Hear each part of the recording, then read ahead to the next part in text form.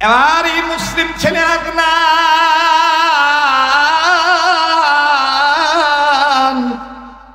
বন্ধুদের পাল্লায় পড়ে যখন বাদানরে বিউটি চেহারার দিকে তাকাইল, তুমি মুসলমান আমি হইলাম খ্রিস্টান। ও বাদান, এইবার আদনান ডাক দিয়ে বলতেছেন, বিউটিরি তুমি যদি রেডি থাকো, প্রয়োজন বোধে আমি ধৈর্য ধরব, তোমাকে মুসলমান বানায় নেব। মেয়ে মানুষ বিউটি বাজার মনের কথা প্রকাশ করে না। বিউটি ডাক দিয়ে কয়, না না, আমার ধান্দা হলো তোমার আমি খ্রিস্টান বানাবো। মনেরটা মনেই তুইল বাজান। বিউটি একটা টেকনিক গ্রহণ করলো, পলিসি গ্রহণ করে ডাক দিয়ে বলে, আদনান মনে যদি কিছু না নাও, আমি বাড়িতে যাব, আমার মাকে বলবো, আমার বাবাকে বলবো, আমি আমার মা বাবার সিদ্ধান্ত ছাড়া, ডিসিশন ছাড়া তোমায় কিছু বলতে পারতেছি না। আদনান ডাক দিয়ে বলে, বিউটি আমি তোমার জন্য এন্তেজারে থাকবো, ওয়েটিং এ থাকবো। আরে বিউটি, যেহেতু বলেই ফেলেছি, বন্ধুদের সাথে চ্যালেঞ্জ করেছি, আমি কিন্তু তোমার জন্য অপেক্ষায় থাকবো। বাজান এদিক সেদিক কেউ নজর দিবেন না। রাত্র যত গভীর হবে, এই পাগলের কণ্ঠ তত দেখবেন ক্লিয়ার হতে থাকবে, আর আপনাদের অন্তরাত্মায় দেখবেন তত বেশি বেশি বেশি very very peace of mind, আত্মপ্রশান্তি লাভ হতে থাকবে। আরে বাবাজি, লম্বা কথা সংক্ষেপ করে দিলাম। আমার বন্ধুগণ, আমার ভাইরা, এবার বিউটি বাড়িতে চলে গেল। কলেজ ছুটি হওয়ার পর আদনান ব্যাচেলার মানুষ, ব্যাচেলার রুমে থাকে, মেসে থাকে। আদনান ও নিজে রুমে চলে গেল। সারা রাত বন্ধুরা ডাক দিয়ে বলে, তুই কি পারবি, তুই কি পারবি কেনার হতে, তুই কি পারবি রেজাল্ট ভালো করতে, তুই কি পারবি নাকি বিউটির স্বামী হতে, বিউটিকে কি তুই ওয়াইফ বানাইতে পারবি কিনা। আরে বন্ধু, একদিকে বন্ধুদের চিৎকারি, আর একদিকে চ্যালেঞ্জ, আর একদিকে রূপের কথা চিন্তা করেছে, সৌন্দর্যের কথা চিন্তা করেছি। আদনান কলেজে পড়ে, কিন্তু বাজান ছাত্র জীবন থেকেই আলেম ওলামার সোহবতে আদনান থাকাই সন্তান। প্লিজ বাজান, কেউ কারো দিকে নজর দিয়েন না। এবার কোনো মতন রাত শেষ হলো, কিন্তু এই রাত্রি একটা ঘটনা ঘটে গেল। বিউটি তার বাড়িতে গেল। রাত্রিবেলা বিউটি সারা রাত ঘুমায় না, নিজের রুমের মধ্যে পায়চারি করে। একবারই পাকে যায়, আর একবার বাজান ওই পাকে যায়, একবার এই পাশে যায়, আর একবার ওই পাশে যায়। বিউটি ঘুমায় না। বিউটির ঘরের বাতি যখন জ্বালানো দেখলো, মা ডাক দিয়ে বলে, ঈশ্বর আমার মেয়ে কেন ঘুমায় না, আমার মেয়ে কেন ঘুমায় না, আমার মেয়ের কি কোনো সমস্যা হইল নাকি, ঘরের বাতি কেন এখনো জ্বলি। এইবার বিউটির মা বিউটির বাবাকে ঘরে রেখে বিউটির ঘরে যাইয়া আস্তে করে ডাক দিয়ে বলে, কিরে মা, তোর শরীর খারাপ নাকি, মা তুই এত রাত্র পর্যন্ত কেন জেগে আছিস, মা তুই কি ঘুমাস না, মা তোর কি হয়েছে তুই বল। মেয়েটা ডাক দিয়ে বলে, মা গো, আমার শরীর খারাপ নয়, আমার মনের মধ্যে একটা টেনশন কাজ করে। ওগো মা, আমি যেহেতু তোমার সাথে ফ্রিলি একটা আলাপ করি, মা তোমার বেটি রূপের এই অংশ দেখে, তোমার মেয়ে বিউটির সৌন্দর্য দেখে কলেজের অনেক ছেলে পাগল। তোর মধ্যে মা, যেই ছেলেটার রেজাল্ট অনেক ভালো, ক্লাসের মধ্যে ফার্স্ট বয়, দেখতেও সুঠাম দেহের অধিকারী, রেজাল্ট তার অনেক ভালো, এই ছেলেটাকে আমি মনে মনে আগ থেকে চয়েস করেছি, কিন্তু আমি বলার কোনোদিন সাহস পাই নাই।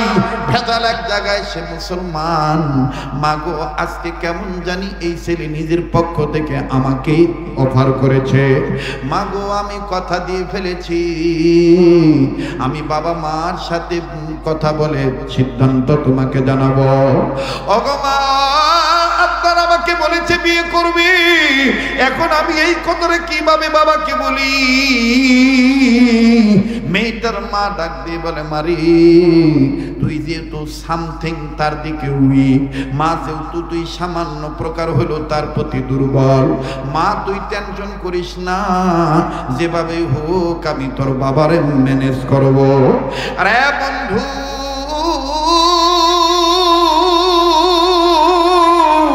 এইবার বিউটির মা বিউটির বাবার কাছে যাইয়া ডাক দিয়ে বলে, ও গো বিউটিয়ান সুইটির বাবা, শুনেছ কি জানি না, জানতে পেরেছ কি জানি না, তোমার আমার মেয়েকে কলেজের একটা ছেলে অফার করেছে, সে নাকি বিউটিকে ছাড়া বাঁচবে না, বিউটিকে সে বিয়ে করতে চায়। বিউটির বাবা ডাক দিয়ে বলে, আমার বিউটিকে তাকে পছন্দ করে নাকি? বলে, হ্যাঁ, বিউটিও তার প্রতি সামান্য সামথিং উইক, বিউটিও তার প্রতি সামান্য দুর্বল। বিউটির বাবা, সুইটির বাবা ঝাঁপ মারি উঠি ডাক দিয়ে বলে, তাইলে বিউটিকে টেনশন করতে নিষেধ করো। বলে, না না, সমস্যা এক জায়গায় আছি। বলে, কি সমস্যা? ডাক দিয়ে বলে, সমস্যা হলো আমাদের ধর্ম খ্রিস্টান, আমরা খ্রিস্টীয় ধর্মের মানুষ, আর ওই আদনান হলো মুসলিম ধর্মের ছেলে, ইসলাম ধর্মের ছেলে, মুসলিম মানুষ, সে হলো মুসলমান, আমরা হইলাম খ্রিস্টান। বিউটির বাবা ডাক দিয়ে বলে, বেগম রে, বিউটিকে বলে দিও বিউটি যেন এই বিষয় নিয়ে টেনশন না করে, যে পলিসির মাধ্যমে হোক ছেলেটাকে খ্রিস্টান বানাইয়া আমি আমার বিউটিকে তার হাতে তুলে দেব। বিউটিকে বুঝতে দিও না, বিউটিকে বলে দিও বিউটি যেন তার ফ্রেন্ডকে আগামীকালকে আমাদের বাড়িতে আসতে বলে, আমি আর তুমি তার সাথে কথা বলবো, আমি আর তুমি তাকে কিছু শর্ত দেব, এই শর্ত মানি নিলেই তার হাতে বিউটিকে তুলে দেব। লম্বা কথা সংক্ষেপ করে দিলাম বাবা। মেয়েটার মা মেয়েটাকে যে বলে দিল, মারে তোর কোনো টেনশন করার দরকার নাই, তোর বাবা ম্যানেজ হয়ে গেছি, তোর বাবা বলেছে আগামীকাল তোর ওই বন্ধুকে আমাদের বাড়িতে আনতে, তোর এই বন্ধুর সাথে আমরা দুই স্বামী স্ত্রী তোর বাবা মা হিসাবে ফ্রিলি আলাপ করব, শর্ত দেব, এই শর্তগুলি যদি মেনে নেয় তাইলে তোকে তার হাতে তুলে দেব। বিউটি বলতেছে, ঠিক আছে মা, আমি আদনানকে আমাদের বাড়িতে আসতে বলবো।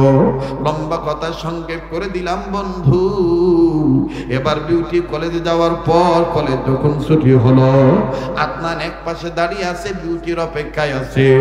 বিউটি যখন কাছাকাছি চলে আসলো, আদনান ডাক দিয়ে বলে, বিউটি क्या খবর হয়? ও বিউটি, কি খবর বলো, তোমার বাবা মা কি মত দিয়েছে? বিউটি বলে, খুব ভালো, খুব ভালো,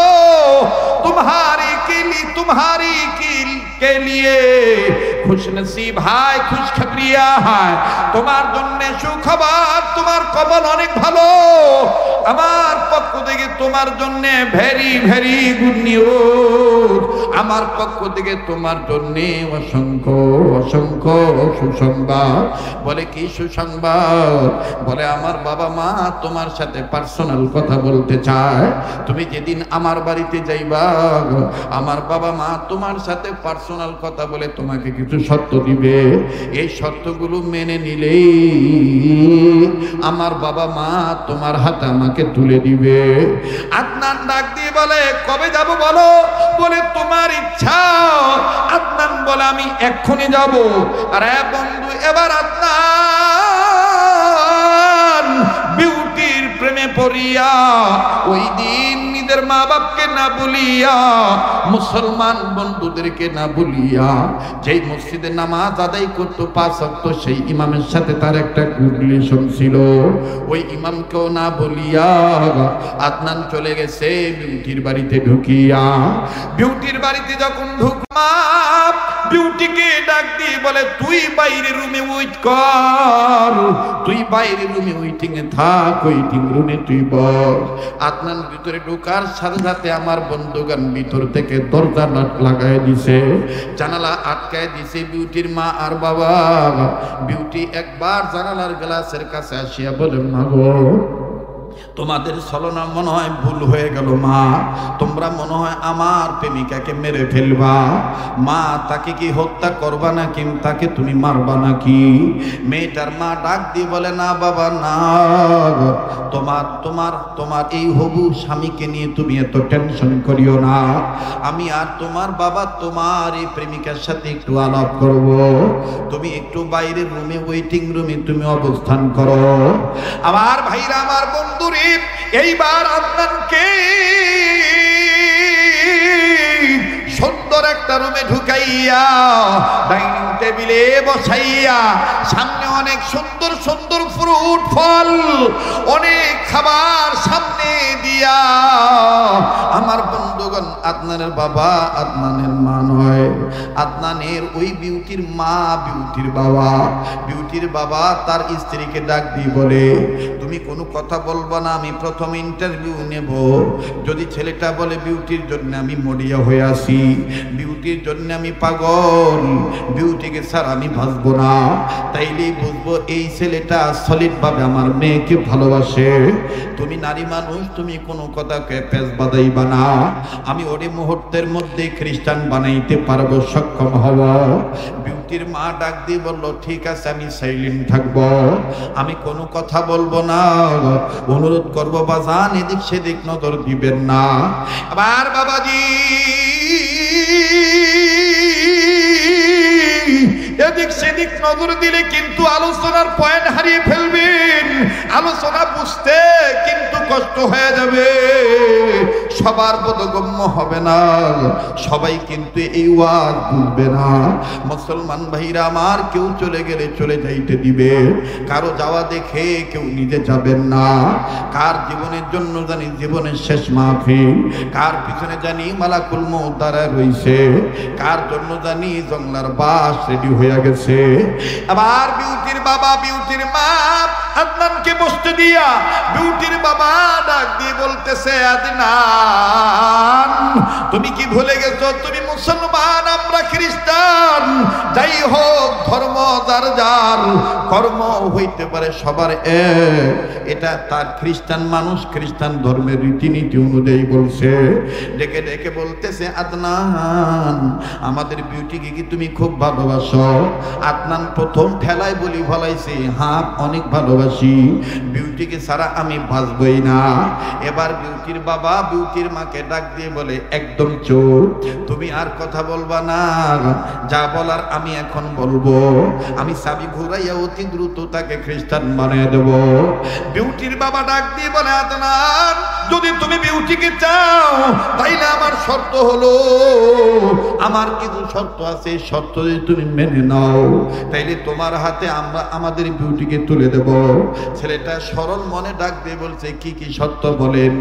বলে নাম্বার 1, তুমি যে বিউটিকে চাও বিউটিকে তুলে দিতে পারি, শর্ত হলো 1 নাম্বার তুমি আর মুসলমান থাকতে পারবে না, তোমাকে ঈমান ছেড়ে দিতে হবে, তোমাকে খ্রিস্টান হয়ে যেতে হবে। ছেলেটা ডাক দিয়ে বলে, 2 নম্বর কি বলে? বিউটির বাবা ডাক দিয়ে বলে, 2 নম্বর হলো তুমি যে খ্রিস্টান হয়েছো মুখে বললে হবে না, এটার বাস্তব প্রমাণ দিতে হবে। এই যে তাওরাত কিতাব আছে, এই যে বাইবেল আছে, এই বাইবেল ধরে বাইবেলের যে শ্লোক আমি পাঠ করাবো, এই শ্লোক তুমি পাঠ করবা। ছেলেটা ডাক দিয়ে বললো, হ্যাঁ 2 নম্বরটা হলো। এবার বলেন 3 নম্বর কি? বলে 3 নম্বর হলো তুমি যে বাইবেল ধরে খ্রিস্টান হওয়ার কসম করলা, তুমি যে ইসলাম ত্যাগ করলা, এটার প্রমাণ স্বরূপ মুখে বললে হবে না, টাচ করলেই হবে না, কিতাব ধরলেই হবে না, এটার প্রমাণ স্বরূপ তোমাকে একটা পশুর গোস্ত খাইতে হবে। এই যে তোমার সামনে যে গোস্ত বোনা দেখতেছো, এই গোস্ত অন্য কোনো পশুর গোস্ত নয়, এই গোস্ত হইল শুকরের গোস্ত। এই শুকরের গোস্ত তোমাকে ভক্ষণ করা লাগবে, তাইলে বুঝবো তুমি সত্যিকারের ভাবে বিউটিকে ভালোবাসো, তুমি আসলে ঈমান ত্যাগ করছো, ইসলাম ত্যাগ করছো। বলে আর কি শর্ত বলেন তো? এবার বিউটির বাবা ডাক দিয়ে বলে 4 নম্বর শর্ত, এই গোস্ত বক্ষণ করার পর তুমি আমাদের ওয়াশরুমে যাইবা, আমাদের ওয়াশরুমে যাইয়া বাথরুমে টয়লেটে যাইয়া এই যে দেখো তোমার জন্য পৃথিবী বিশ্ববিখ্যাত সবচেয়ে দামি কোম্পানির মদ তোমার জন্য কিনে আনছি। কিতাবের লেখক লিখে ওই মদ যেই কোম্পানির নাম হলো স্যামসাং। স্যামসাং কোম্পানি এত দামি দামি মদ বানায়, 1 লিটার মদের দাম হলো 1.5 থেকে 2 লক্ষ টাকা। আমার বাংলাদেশের মতন ভাত পচা পানি নয়, 120 টাকা পানি খাইয়া মসজিদ ভাঙিবা চায়। 120 টাকা লিটার, ওটা ফির খাই দাড়ি দাড়ি মতে। এবার আমার ঢাকা এই বাংলা মদ খাইয়া ওই মতেছে আর ঢাকায়া ভাষায় কইতেছে আবে হালা তামাম ঢাকা বাহায়া ফেলাম,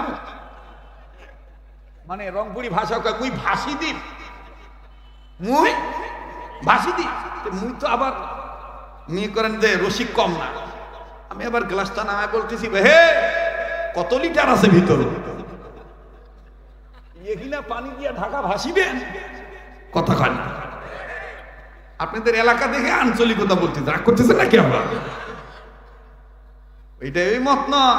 1 লিটার মদের মূল্য এখন বর্তমান বাজারে 2 লক্ষ টাকা। এরকম 1 বোতল নিয়ে আসছে, নিয়ে এসে বলতেছে কয়েক লিটার মদ এনে বলতেছে এই মদ তুমি খাইবা, শুধু খাইলে হবে না, এই মদ দিয়া গোসল করতে হবে। এই জন্য খ্রিস্টানদের ধর্মের একটা রীতি আছে, ওরা হাগিয়া শোষেন, ওরা হাগিয়া শোষেন আর টিস্যু ব্যবহার করে কথা কা।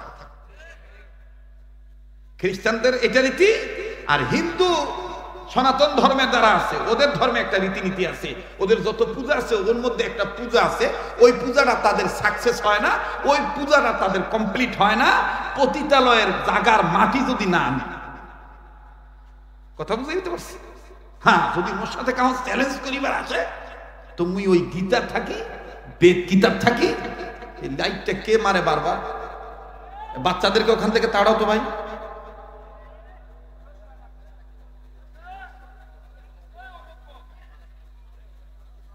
চলি দেবেন, চলি দেবেন, মুই ছাড়ি দিন। এখনো তো শুরুই করি না, কেবল স্টার্ট দিলাম। কি যে মজার কথা বলবো। যুবক ভাইরা কারা কারা আজকে একটু সময় দিতে রাজি আছে একটু দেখি তো, দেখি। নারায়ে তাকবীর, নারায়ে তাকবীর। হাত নামা, আল্লাহ কবুল করুন। জোরে কোন আমিন।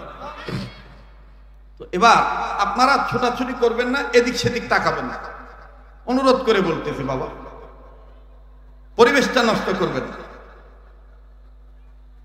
ভাইরা আমার, এবার এই দেখছেন এই যে কথার আওয়াজ আসতেছে, মাদ্রাসার ভিতর থেকে কথার আওয়াজ আসতেছে। তোমরা কি সবার ব্যবস্থা করছেন নাকি তামাশা? হ্যাঁ, এখানে কি এর কি সমস্যা? কি আমরা ওয়াজ শুনবে না?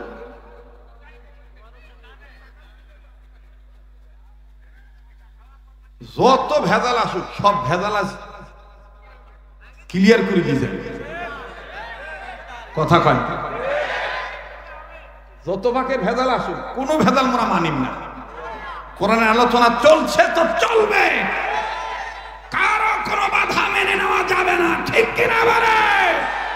আমি বলবো আজকের মাহফিল, আপনারা বলবেন চলবেই চলবে। আজকের মাহফিল নারায়ে তাকবীর।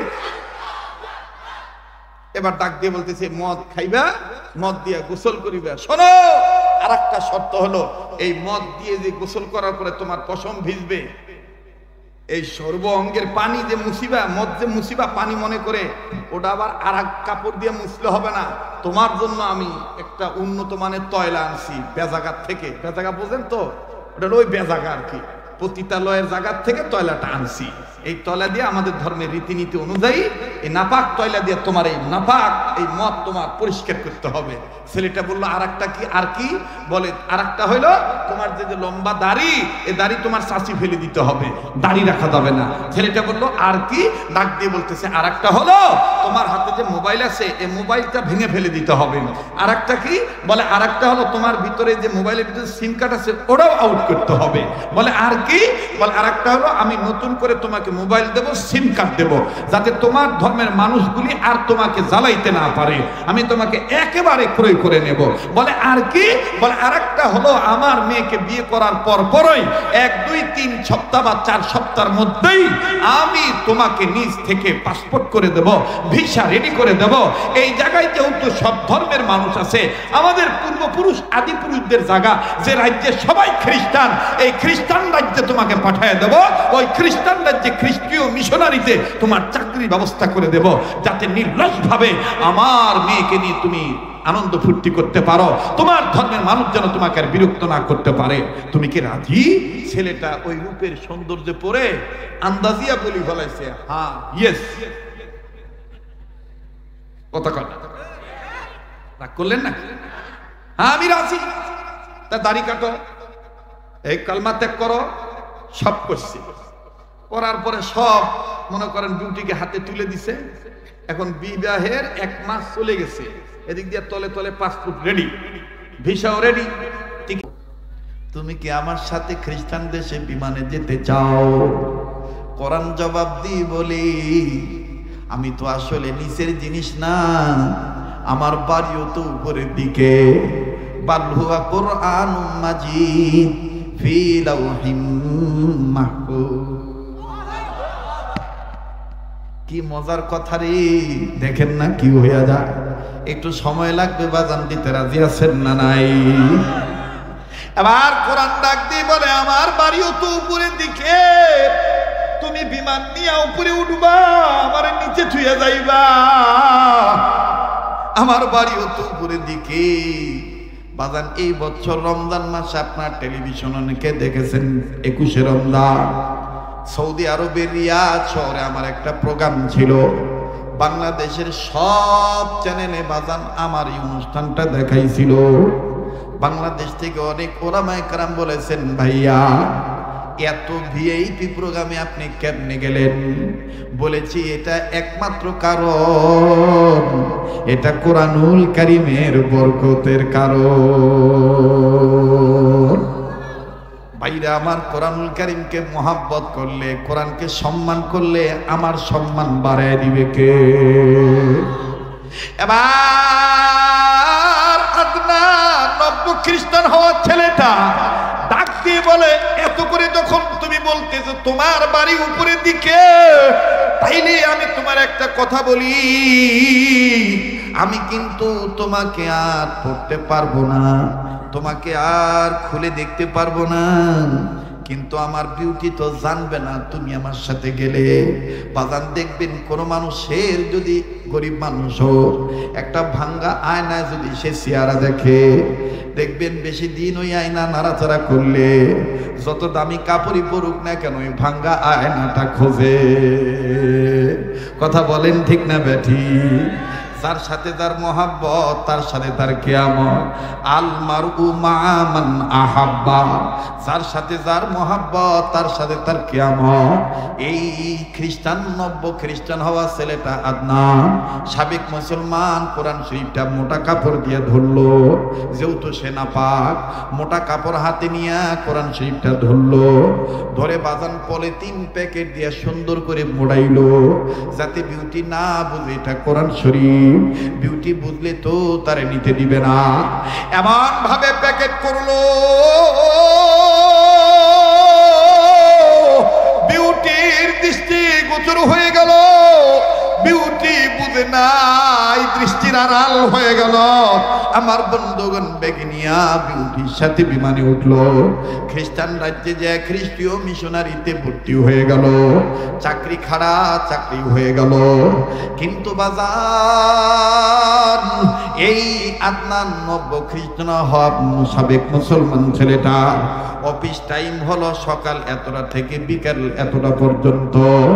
এই আদনান মনে মনে সিদ্ধান্ত নিল, কোরআন শরীফ থেকে যেহেতু আমি আনছি, আলেম ওলামা বলছে, দেখেন বলছিলাম উম্মতে মুহাম্মাদীদের জাহান্নাম থেকে বাঁচার পথ কয়টা? নাম্বার 1 আলেম হওয়া, নাম্বার 2 আলেমের ছাত্র হওয়া, নাম্বার 3 আলেমের কথা শোনা। আলেমের কথা শুনতেছেন, শোনার দ্বারা দেখেন কি ফায়দা। আরে বন্ধু, আদনান ডাক দিয়ে বলে, আমার ধর্মের সাবেক ধর্মের মুসলমানদের আলেম ওনারা বলতেন, আল্লাহ পাকের মহাব্বত নিয়া, ভালোবাসার অন্তর নিয়া কেউ যদি 4টা জিনিসের দিকে তাকায়, আল্লাহ পাক তাকে মাফ করে দেয়, তার চেহারায় নূর দান করে দেয়। এর মধ্যে 1 নম্বর হলো কাবা ঘর বাইতুল্লাহ, 2 নম্বর হলো কোরআনুল কারীম কালামুল্লাহ, 3 নম্বর হলো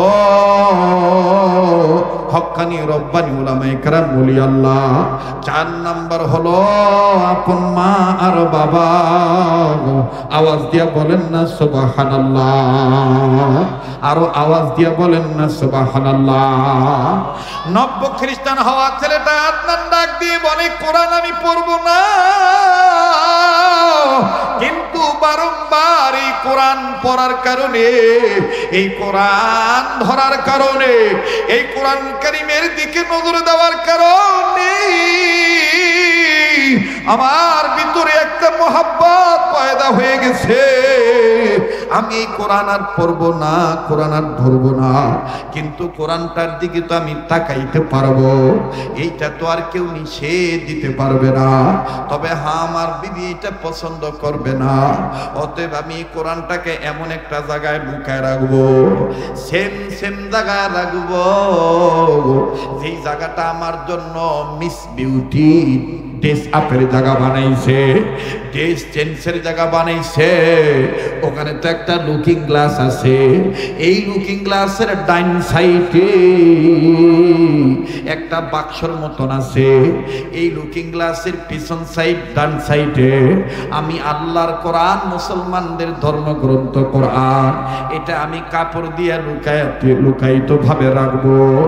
এই কোরআনুল কারীম আমি রাখবো, এই কোরআনুল কারীম আমি লুকায় রাখবো, কেউ দেখবে না, ডিউটি মনে করবে আমি শার্ট চেঞ্জ করতেছি, বোতাম লাগাইতেছি, আমি আমার পোশাক চেঞ্জ করতেছি, আমি আমার চেহারা সুন্দর করতেছি, আমি চুল আশ্রাইতেছি, চুল আশ্রানোর ভান করে, টাই খোলার ভান করে, বোতাম লাগানোর ভান করে, বোতাম খোলার ভান করে আমি মন ভরে কোরআন দেখবো। আল্লাহু আকবার, আমি মন ভরে কোরআন দেখব, কেউ এটা বুঝবে না। বাদান এই ছেলেটা ঠিকই সকালবেলায় অফিসে যাওয়ার আগে তাই পড়ে, বোতাম লাগায় আর কোরআনের দিকে তাকায় তাকায় কান্দে, কোরআনের দিকে তাকায়া তাকাইয়া কান্দে। বাজান রে, ছেলেটা যখন সকালবেলা তাকায়, অটোমেটিকলি কোরআনের জায়গা থেকে আওয়াজ আসে, তুই না আগে পড়তি বিসমিল্লাহির রহমানির রহিম, ইয়াসিন ওয়াল কুরআনিল হাকিম। আমার ভাইরা, আমার বন্ধুরে, ছেলেটা ডাকতে বলে, আমার দিকে তাকায় থেকে গান গায়া লাভ নাই, আমি যে না আমি বিউটির সৌন্দর্যের প্রলোভনে পড়ে তোমার সাথে বেয়াদবি করে ফেলেছি, তোমার আল্লাহরে কইও আমার যাতে মাফ করে দেয়। বাদান এইভাবে ছেলেটা ভিতরে ভিতরে অনুতপ্ত। বাদান এখানে কে গো এরকম মহা পাপী হয়ে বসে আছো? এই পাগলের কত অবহেলা করিস না, একটু নিজের চিন্তা নিজে কর, আল্লাহ হেদায়েত দিয়ে দিবি। বাজান রে, দুনিয়া কিন্তু থাকার জায়গা না, একটা মায়া করে ডাক দেন না, বলেন না আল্লাহ। যার আল্লাহ বলতে ভালো লাগে বুঝে নেন, আল্লাহ আপনাকে মাফ করে দিবে। মায়া লাগায় আবার বলেন না আল্লাহ। ভাইয়া, তোর যদি গুনাহ থাকে গুনাহ মাফ হয়ে যাবে, আওয়াজ দিয়া বলস না আল্লাহ। দাও না, ডাক দাও না, বলো না আল্লাহ। এবার সকালবেলায় বাজান এইভাবে দেখে আর কান্দে, কাউকে কিচ্ছু বলে না। আবার বিকালে আসার পর সন্ধ্যা যখন ঘনিয়েছি, সন্ধ্যার সময় আইসা যখন বোতাম খোলে, তাই খোলে কোরআনের দিকে যখন লুকোচুরি ভাবে আবার তাকায়, কোরআন থেকে আওয়াজ আসে, তুই না মাগরিবের পরে আমায় খুলে তুই পড়তি বিসমিল্লাহির রহমানির রহিম, ইযা ওয়াকাতিল ওয়াকিয়া লাইসা লিওয়াকাতিহা কাযিবা। তুই না এইভাবে মাগরিবের নামাজের পড়া আমারে পড়তি। আবার এই ছেলেটা কান্দার ডাক দিয়ে কয়, চুপ চুপ, তোমার আওয়াজ শুনতে পারলে কিন্তু বিউটি তোমারে ঘরে রাখবে না।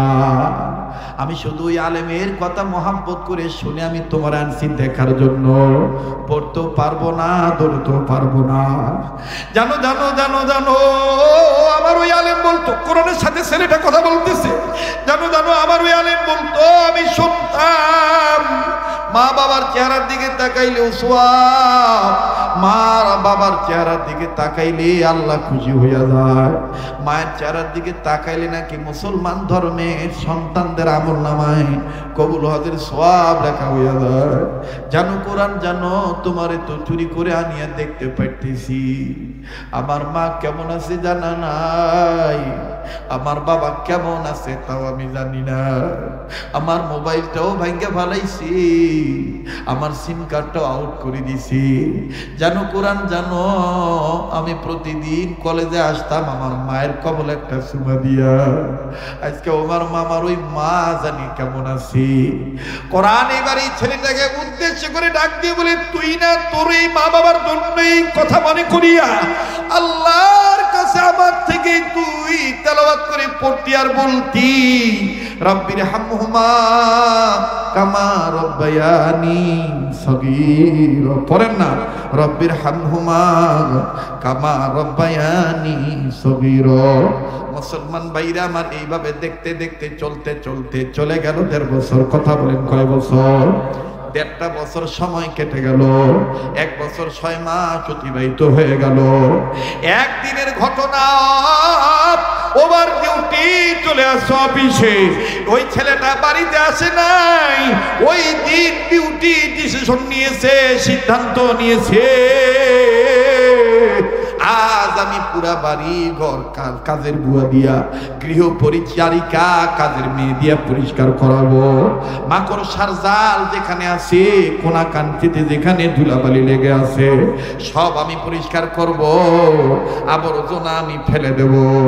আবার কাজের মেয়েটা যখন ঘর পরিষ্কার করতেছে, করতে করতে করতে করতে ওই লুকিং গ্লাসের কাছে যখন গেছে, কাদের বুয়াটা কাপড় সরায় দেখি মোটা নাপাক করছে। আল্লাহ তুমি কি পারো না তোমার এই কালামের গায়ের ময়লা পরিষ্কার করার উসিলায় তোমার এই আদনান কি আবার তোমার ধর্মে নিতে পারো না? বাজান কোরআন যখন এইভাবে ডাক দিল, আমার আল্লাহ রাব্বুল আমিন কোরআনের ডাক কবুল করলেন। মুসলমান ভাইরা আমার বন্ধুগণ, আপনাদের জানা ঘটনা, বিশরে হাফি নামে একজন ব্যক্তি ছিলেন, জবর মদখোর ছিলেন। বাবা মদখোর, এমন মদ খাইতেন প্রতিদিন মায়ের সাথে জোরজবরদস্তি করতেন, মায়ের কাছ থেকে জোর করে টাকা নিয়ে বিকালবেলা সন্ধ্যার পরে বন্ধুদের সাথে আড্ডা দেওয়ার জন্য যাইয়া বাজার থেকে মদ করে খাইতো। একদিন মাকে খুব কষ্ট দিয়া মদের টাকা কিনে নিয়া বন্ধুদের সাথে আড্ডা দেওয়ার জন্য এই বিষয়ে হাফি যখন বের হয়ে গেল, মা তখন আল্লাহর কাছে ফরিয়াদ জানায় কেঁদেছিলেন আর বলেছিলেন, আল্লাহ আমার বিষয়ে হাফিকে কি তুমি কবুল করতে পারো না? আল্লাহ আমার এই নেশাখোর ছেলেটাকে কি তুমি দিনের পথে আনতে পারো না? মায়ের দোয়া কবুল হয়ে গেল। বিষয়ে হাফি যাওয়ার পথে মদ খাইতে যাবে, যাওয়ার যাওয়ার পথে যখন দেখলেন আমার বন্ধুগণ কোরআনের একটা আয়াত কাগজের একটা টুকরা রাস্তায় পড়ে আছে ময়লা মিশাইয়া বিসমিল্লাহির রহমানির রহিম। বিশরে হাফি এই অবস্থাটা দেখিয়া ডাক দিয়ে বলে আজ আমি আর মদ খাইতে যাব না। আমি যদিও মুসলমান কিন্তু আমার চোখের সামনে কোরআনের আয়াত এইভাবে ময়লা লাগায় পড়ে থাকবে, হবে না হবে না। বিশরে হাফি মদের টাকা দিয়া কাপড় কিনিল, আতর কিনিল, ওই কাগজ থেকে আয়াত থেকে কোরআনের পাতা থেকে ময়লা পরিষ্কার করলো, আতর লাগাইয়া কাপড় বেচাইয়া বাড়িতে ফিরত যাইয়া মায়ের ডাক দিয়ে কয়া মাগো আমারে মাফ করে দে। ওই মানে ধর এই কোরআনের আয়াতের টুকরাটা ধর, আমি গোসল করে আসি। মা তুই দোয়া করিস, কোরআন আমাদের ঘরে রাখার জায়গা নাই। মা সারা রাত আমি মাথায় করে কোরআনের আয়াতের টুকরাটা রাখবো। মা তুই দোয়া করিস আল্লাহ যেন মুখে মাফ করে দেয়। এবার বিশরে হাফি গোসল করতে গেছে। বিশরে হাফির মা ডাক দিয়ে কয় আল্লাহ তুমি এইভাবে আমার দোয়া কবুল করছো, কোরআনের বরকতে তুমি আমার ছেলেটাকে কবুল করছো আল্লাহ। বিশরে হাফি সারা রাত কোরআনের আয়াতের টুকরাটা নিয়ে দাঁড়িয়েছিলেন। আমার ভাইরা ফজরের নামাজের আগে আগে ওই যুগের শ্রেষ্ঠ হাদিস বিশারদ জামানার মুজাদ্দিদ আলেম ছিলেন ইমাম আহমদ ইবনে হাম্বল স্বপ্নের মধ্যে নবীজিকে দেখতে পাইলেন।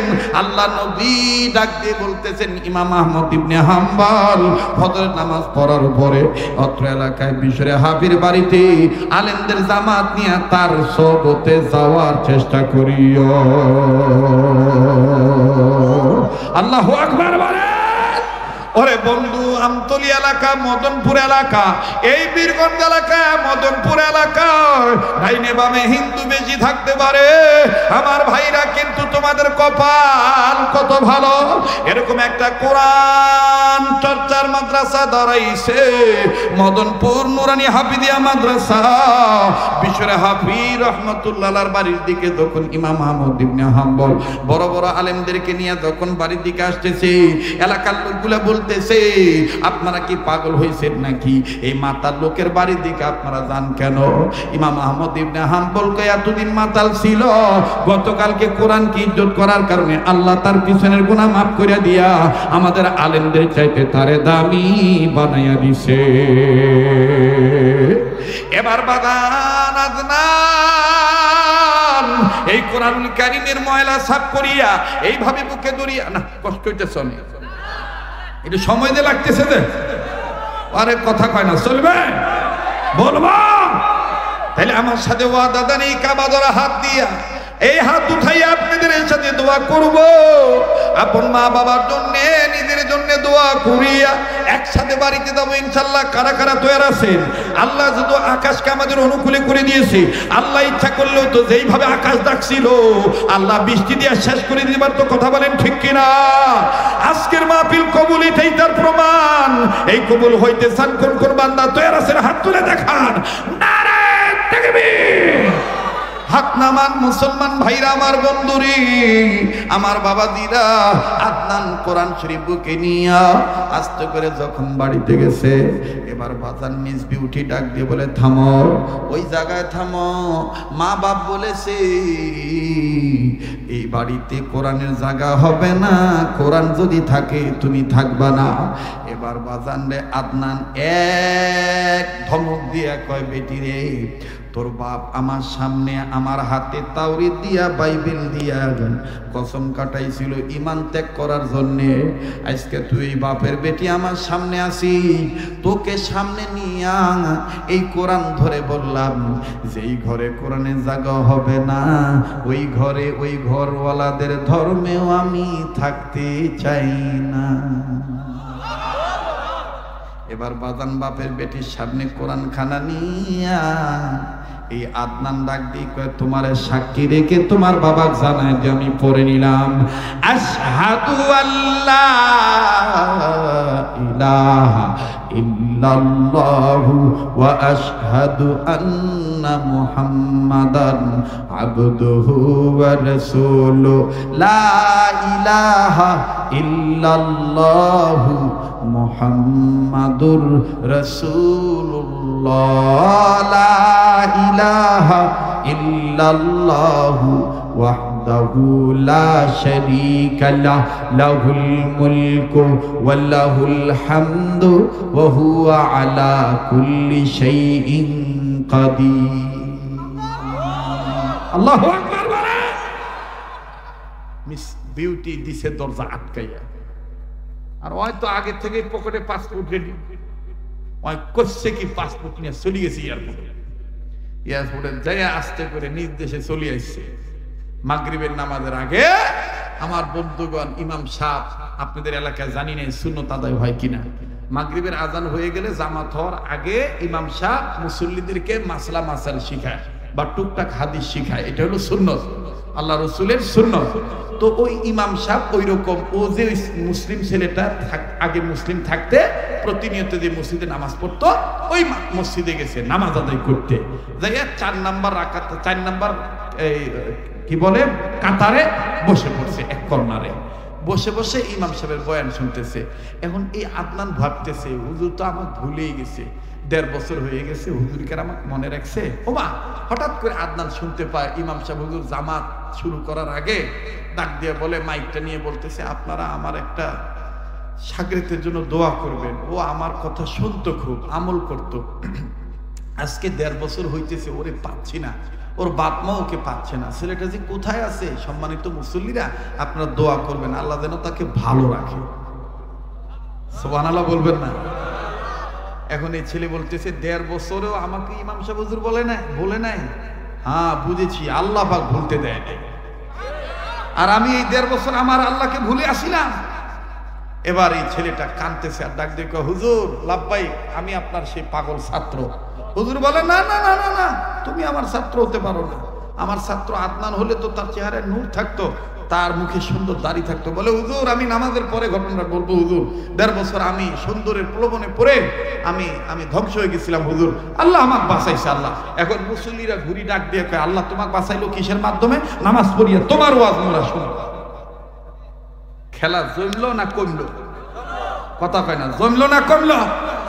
এবার নামাজ শেষ, মুসল্লি কাতারে সুন্দর করে দাঁড়াইয়া কাছে যাইয়া হুজুরের কাছে আদবের সাথে কান্দার ডাক দিয়ে, হুজুর এই ঘটনা আমাকে বাঁচাইছে আল্লাহ কোরআনের বরকতে। ইমাম সাহেব হুজুর বলে, হ্যাঁ এটাই সত্য, এটাই সত্য। কোরআন সম্মানের কিতাব, কোরআনকে যারা সম্মান করে ভালোবাসবে, তারা যদি সাময়িক যদি অসম্মানের পথে পড়ে যায়, কোরআনের বরকতে আবার আল্লাহ তাদেরকে সম্মানের রাস্তায় আনি দেয়। সুবহানাল্লাহ। এবার ইমাম সাহেব হুজুরের হাত ধরে ছেলেটা বলতেছে, হুজুর আমি মার কাছে যাই, বাবার কাছে যাই, আর আপনি আমাকে খালেদ দিলে তওবা করায় দেন, আমি আর অপরাধ করব না। হুজুর তওবা করায় দিছে, কালেমা পড়ায় দিছে। 1 মাস, 1.5 মাস, 2 মাস, 2.5 মাস, 3 মাস, 3 মাস শেষ। আমার বন্ধুগণ, 3 মাস পরে এই ছেলেটা ইন্তেকাল করছে। ইন্তেকাল হয়ে গেছে, লাশ ধোয়াবে, ধোয়াইতে গেছে ছেলেটার গায়ে এত ঘ্রাণ, এত সুঘ্রাণ। যিনি লাশ ধোয়ায় তিনি ডাক দিয়ে, আমার জীবনে বহুত লাশ ধুইছি, এরকম ঘ্রাণ পাইনি। আমার ভাইরা এখন কাফনের কাপড় পেঁচাইয়া কাফন দাফন শেষ, জানাজা শেষ, কবরে রাখবে। এলাকার সব মানুষ যারা কবরে তার লাশটা নামাবে, কবরের নামাইতে যায় নজর করে দেখে পুরা কবর ভর্তি কোরআন শরীফ আর কোরআন শরীফ। আস্তে কইলেন সুবহানাল্লাহ, জোরে কোন সুবহানাল্লাহ। ইমাম সাহেব মনে করছে রাতের আধারে কেউ হয়তো বা কবর খনন করার পরে কবরে কোরআন শরীফ আনি থুয়ে গেছে, তো কোরআন শরীফ উঠায় দেখে যে দুনিয়ার পাতার কোরআন শরীফ একরকম আর এই কবরের কোরআন শরীফের পাতা একরকম। ইমাম সাহেব যখন কোরআন শরীফে হাত দেয়, পাতা থাকে না, পাতা